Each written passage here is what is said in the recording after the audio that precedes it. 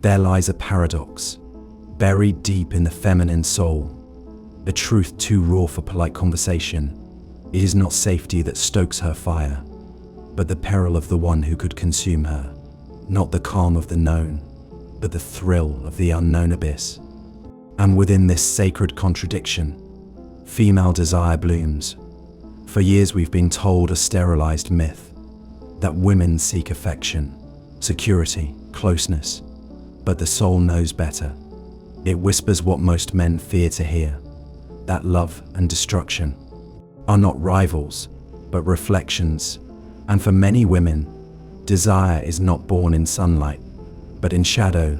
The man who could end her is not her nightmare, he is the dream, and her urge to kneel before him is not fragility, but something far more haunting, trust in annihilation. The mind is not steered by logic, but pulled by something deeper, a realm of secrets, wounds, and wildness. What she says she wants often stands against the winds inside her. The conscious cries, "I want peace," but the ancient wordless voice whispers back, "I want chaos." And in that split, the dangerous man finds his throne. He does not beg for her affection, he does not shapeshift to please. He remains sovereign, untouched by approval. And that is what stirs her deepest ache. Because he does not need her, he becomes unforgettable.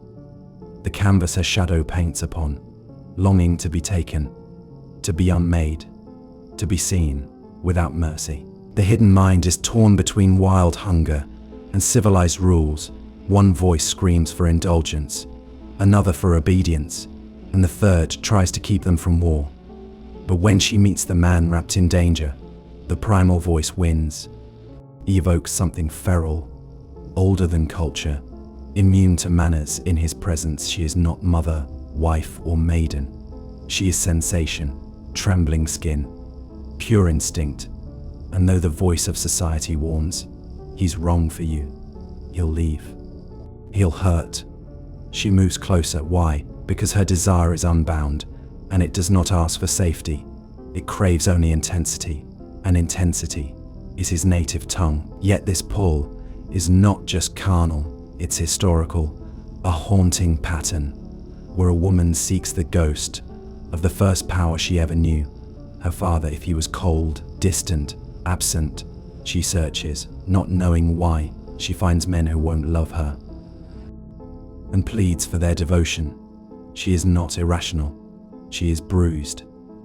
And if she can make this new dark god choose her, perhaps she can rewrite her first pain, prove she was always worthy of the one who never saw her. The dangerous man is not merely flesh, he is myth reborn, a ritual reenactment of her first betrayal. And what looks like submission is actually strategy, an ancient ritual. In modern skin, then comes the most chilling truth, the death urge, a hunger not for joy, but for dissolution, for the sweet undoing of the self.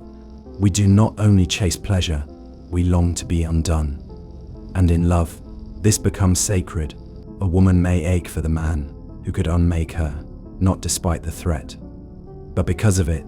To give herself to him is to lose her form, to shed her armor, to fall into her primal nature.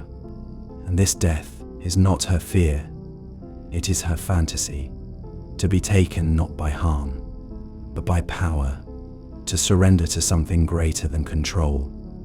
This is the hunger she cannot speak, and it is addictive. In the alchemy of lust, you will be led into the ancient and long-buried rite of sexual transmutation, a mystery once reserved for monks, warriors, kings, and creators. This is why many women, in silence, devour tales of domination, not the sweet talkers, but the ones who leave her breathless, not the man who brings her coffee, but the one who vanishes into the wind, not because she lacks sense, but because her desire was never governed by logic. It was carved by shadow, shaped by pain, and stirred by a mind that longs for both ruin and resurrection in the same breath. And the man she bows to is not the one who flinches at her tears, but the one who sees through them. the one who does not fold, the one who does not chase or explain. He becomes the only man worthy of surrender, not because he is kind, but because he is unmoved. She does not crave safety, she craves transformation, and he offers it, not by healing her, but by burning away who she pretended to be. He is still, he is silent, and in his silence, she trembles the more he holds his ground. The more she collapses inward, not in weakness, but in awe. Her mind protests, her pride rises up, but her body obeys, because submission is not about losing, it's about surrendering to a presence that cannot be shaken. And so, the safe man becomes invisible. He offers peace, but no storm. He provides comfort, but no chaos. He gives all she claims to want, yet none of what she truly aches for. She may appreciate him, thank him, try to love him, but he does not make her ache. That ache belongs to the one who could destroy her, who could disappear, who holds his power without flaunting it. And to him, she brings her softness. She kneels, not from fear, but from reverence. And in that kneeling, in that quiet undoing, she feels something sacred, the thrill of her own unraveling. The man she surrenders to is not the one who makes promises, but the one who could break her and still chooses restraint. And that restraint, to her hidden self, is not coldness. It is power, true power. He is not dangerous because he harms, but because he could and chooses not to. He is the lion behind the bars, silent, watching, and terrifyingly free. She cannot tame him, and that is why she bows, not because she is beneath him, but because what he holds is greater than either of them. To understand this, you must see desire, not as touch and tension, but as war in the subconscious.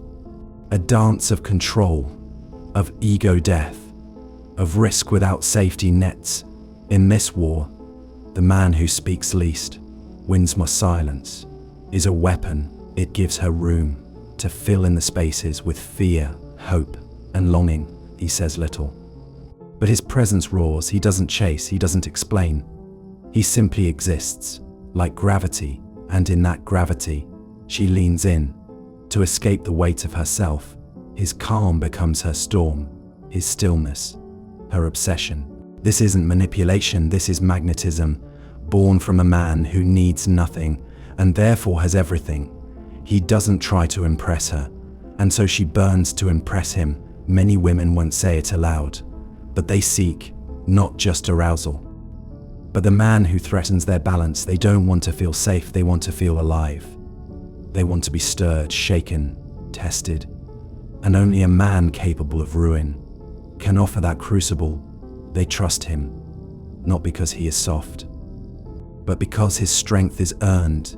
They watch his restraint, his silence, his steadiness under pressure, and every test she throws, he passes, not by fighting, but by never moving, and slowly, unconsciously, she surrenders, not in weakness, but in reverence. There is a dangerous illusion woven into modern womanhood, the illusion of control, of independence, of dominance, yet deep within, in her most secret desires, she yearns to be undone by a force greater than the mask she wears, submission.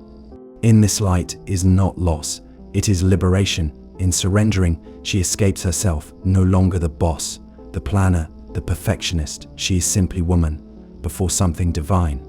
In that sacred stripping, she is made whole, not because he loves her, but because he stands firm, and she can finally let go. He doesn't make her smaller, he makes her feel. And in feeling, she remembers that ache, that holy ache, that comes only in the presence of power.